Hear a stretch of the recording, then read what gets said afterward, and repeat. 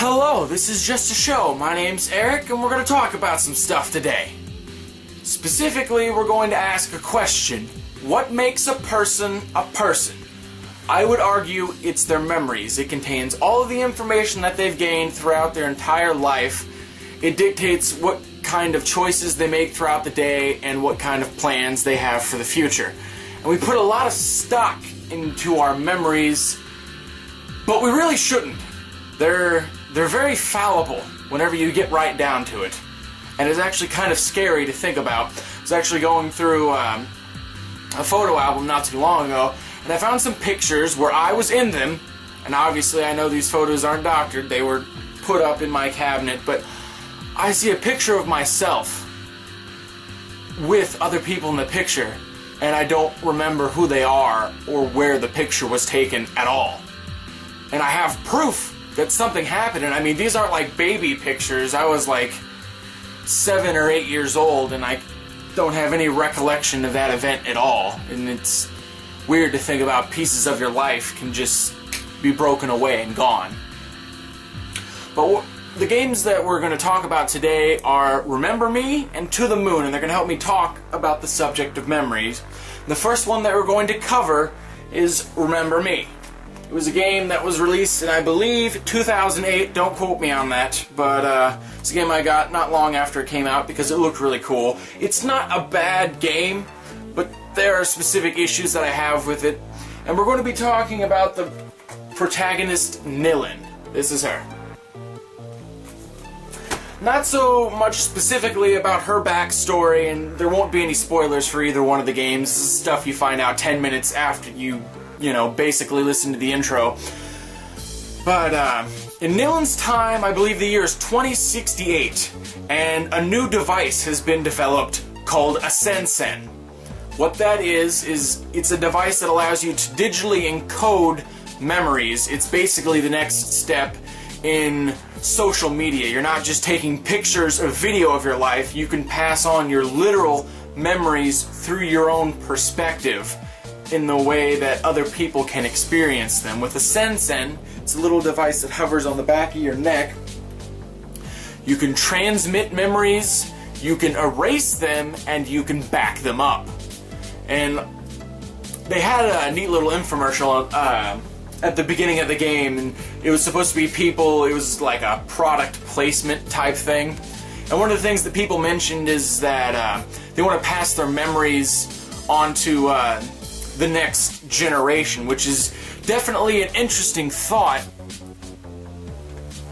but it also seems kind of weird. I mean, I've never seen what it's like to look through somebody else's perspective, but the main idea behind it, the person that developed the Sensen, they developed it as a tool that would help bring about world peace. It would bring an end to violence, prejudice, and things like that, because you don't have to empathize, you can literally step into somebody else's life and live their own experiences.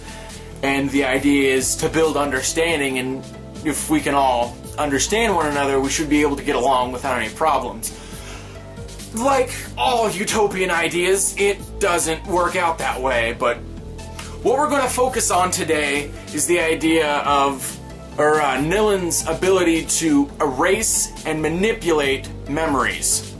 She has the ability, as a memory hunter, to be able to access somebody's Sensen without their knowledge, and to be able to delete specific memories, or be able to change specific memories in a chain that would follow thereafter. Let's say, I mean, you remember playing with a kid as a child, and you remember that they broke your favorite plane and you didn't have a friendship with them afterwards. She could change the memory to make you believe that you broke your own plane and the friendship continued thereafterwards.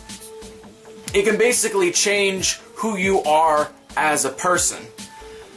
And it's definitely something very scary to think about, that somebody could manipulate your memories and delete whole sections of who you are, because it's the one thing, even with all the technology and all the amazing inventions that we have today, that this is supposed to be untouchable, that your memories, your thoughts, your ideas are all your own. And even though they're outside influences, I mean, you think of commercials and certainly people try to persuade you a different way, but you're supposed to have ultimate control about what you think and how you feel. And whenever that's no longer the case, it's definitely a different world. And in Nilin's world, in Remember Me, memories have become a new type of currency. It's almost become a type of drug. There are some people that deleted all their memories and just tried to start over with a new life because they were unsatisfied with the one that they had before. And then there were people that tried to, people actually paid to get good memories, to have good experiences, you know, the feeling of falling in love or having a newborn child or bringing home a new puppy, things like that, to delete the bad ones and have only the good ones. And basically you had memory junkies that who they were was broken apart and disjointed just because they chose to have nothing but good memories, but it was scattered across different people. That who they were ceased to exist, and they just became this confused mess that was just trying to make sense of life and just trying to have more good experiences. That was the one thing that they could remember, that they wanted to have more good experiences. And it was just kind of sad to see somebody broken apart and basically hooked on good memories. And from there, we're going to jump into a game called To the Moon. To the Moon is it's an RPG indie game. It's online. It's about $10 from the developers. And I actually watched a Let's Play. It's a very deep and emotional game, and I like it a lot. But the two main protagonists, they're scientists. And what their job is people who are on their deathbed or dying, well, that actually means the same thing. But whenever people are dying, they can pay to have these scientists come in and alter their memory. It's a way of granting your final wishes without you actually having to go anywhere. But it's kind of scary to me, because even though I could see someone laying on their deathbed and having a final wish, something that they've always wanted to do, maybe a final regret, and wanting to alter your memories to be able to experience that. But the way that they do it is they basically go back in and they change your childhood, that you're motivated to do whatever it is that you wanted to do at the end of your life. Basically, if that motivation had been ever present in your heart, something that you were constantly striving for and you didn't let anything else get in the way, and it's run through a computer simulation, if you'd stayed motivated to that end in your life, what would have happened?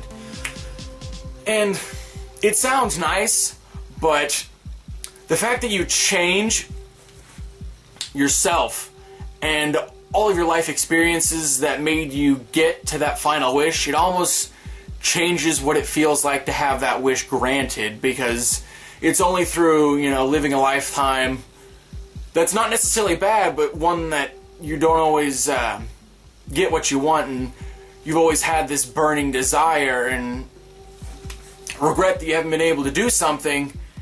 If you don't have that, it almost doesn't make it worth it, you know? And it could completely change you as a person. Now again, in the world of To the Moon, there is no sense in, there's no way to back up your memories. They're yours and yours alone. So if you only have the next 24 hours, your memories aren't going to do you any good after you die. So I could see somebody wanting to have the idea that they've accomplished their final goal or their last regret. From there, we move into the real-world extension from those video games. And it sort of goes into the idea of how we actually remember things. Whenever you remember something, it's not a perfect recall. You're sort of remembering yourself in that moment as you thought it happened. I mean, if you really think about it, think of a memory that you feel is distinct in your mind, and you can see how vague it is. Like, I have a distinct memory of kicking a soccer ball into a light, breaking the light that was in my garage. I know that that happened for a fact. I know that it was a soccer ball, but I couldn't tell you who, if anyone else was there with me, whether I was outside the garage and kicked it into the window, or I was messing with the ball inside the garage and I kicked it up at the light. I can't tell you exactly what the garage looked like around it, or what immediately happened afterwards. It's something that I remember specifically happening, but I can't get a perfect picture of it. And they say, and there's been studies, that the more that you remember something, the more it changes. And it also depends on how you feel in that moment. If you're feeling angry, frustrated, or particularly negative, you naturally tend to view memories with a little bit more of a negative connotation. If you're super happy, things are going super well for you, things that have been bad in the past, they don't seem so bad, especially relative to your current position. Anyways, we go into the idea of false memories. Memories that have never happened, and it can be proven that they never happened, but you can make people believe it. And the way that this is done, it's been done through exercises in hypnotherapy. It's a therapeutic technique that is able to release repressed memories, which in some cases there are repressed memories that get released there. But with the hypnotic suggestion, and it also happens whenever investigators ask leading questions whenever they're trying to get a specific result, and they're asking questions that guide you towards a specific thing. You can have people confess to crimes that they've never committed, and the investigators know for sure that they haven't committed. This was a study that was done. Or events that their family can confirm never happened at all, but you can have a person believe that it actually happened, and the memory gets clearer and clearer, and they can have more subtle, nuanced details about how they were feeling and what was going on and what they saw around them and how it smelt. But it never happened. And as it turns out, everyone is susceptible to false memories. There's different degrees of believability in what's going on, but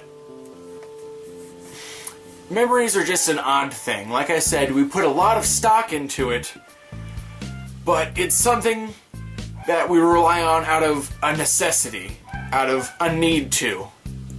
Because you can't constantly be questioning whether or not something that you remember actually happened or not. That's no way to live life. And think about this moment right now, about where you are, all the things around you. Take stock of it. And it's kind of eerie to set in. If you flashed forward 40 years from now, would you have a clear picture of what's going on around you? I don't know. Let me know what you guys think in the comments below. I mean, suggest new things to talk about. And since we're at the end of the video, I'll do a little bit of an update. It's been a long time since I've posted videos, and it's not from like a lack of wanting to. Sometimes it's really hard to film. As you've heard throughout the video, I have dogs upstairs and they're scratching the floor, and I apologize for the background audio. I could hear it whenever I played this back, so you can hear it too. But there are a bunch of people I live with that can be negative to the recording environment.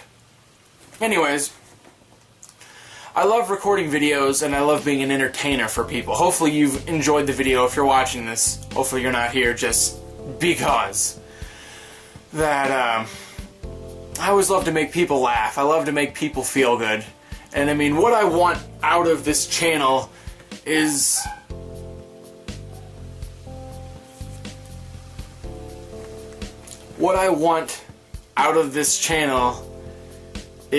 I want it to be a place where people can go to spark creativity and come to think about interesting and deep things, but I also want it to be a place to be silly, to be goofy. I mean, I love doing comedy sketches, and I've been considering doing some Let's Plays. If I am able to, I know I've heard of things called capture cards, and I'm going to sound really stupid because I haven't done my research on this yet. But capture cards are a way to record things on the console because, I don't play many computer games, and I'm not very good at computer games. It's not like I'm opposed to the idea of playing them. It's just, I don't know how that whole setup works. Anyways, I might get a capture card for the PlayStation 3 and play one of my favorite games, Mega Man Legends, and that's a decent-sized game that I could get some mileage out of, and I might try to have a couple friends over and play it whenever they're here so I can get some commentary going, because, like I said, I'm new at this YouTube thing. I'm not the greatest by myself. Anyways, look forward to more videos coming out. I'm going to try to have more things in the work, more silly, more goofy stuff, more interesting stuff, and hopefully better quality videos. And if I've done anything right, you should see some graphic overlays and some background music, which means I'm getting better. And as always, not as always, I need to think of a sign-off. I'm going to think of a sign-off and get back to you. I don't have one right now, so goodbye.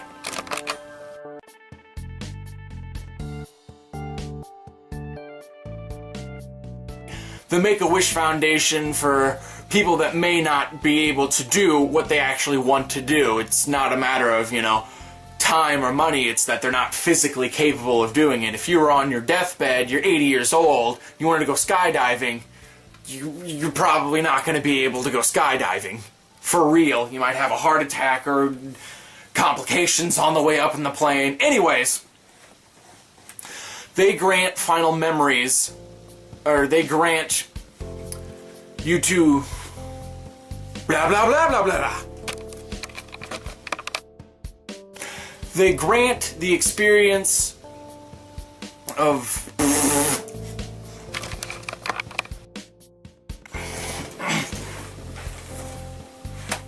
Hello, this is Just a Show. My name's Eric, and we're going to talk about some stuff today.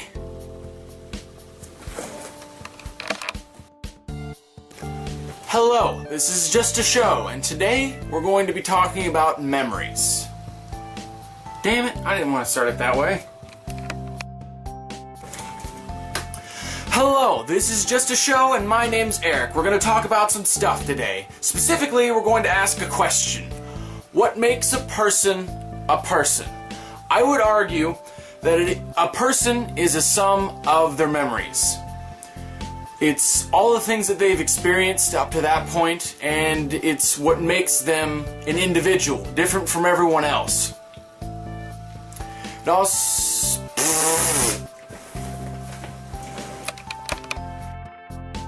Hello, this is Just a Show. My name's Eric, and we're going to talk about some stuff today. Specifically, we're going to ask the question, what makes a person a person? I would argue their memories. The reason I say that is that it contains everything that's happened in their life up to that point. All of the decisions that you make throughout the day are based off of past experiences. All the things that you hope to get in the future are based off of, the life that you had leading up to it. Fuck! It actually occurred, but people think that it has happened to them, and they pursue it to the point where they actually sue the person they think has wronged them, and now the dogs are barking. Fuck!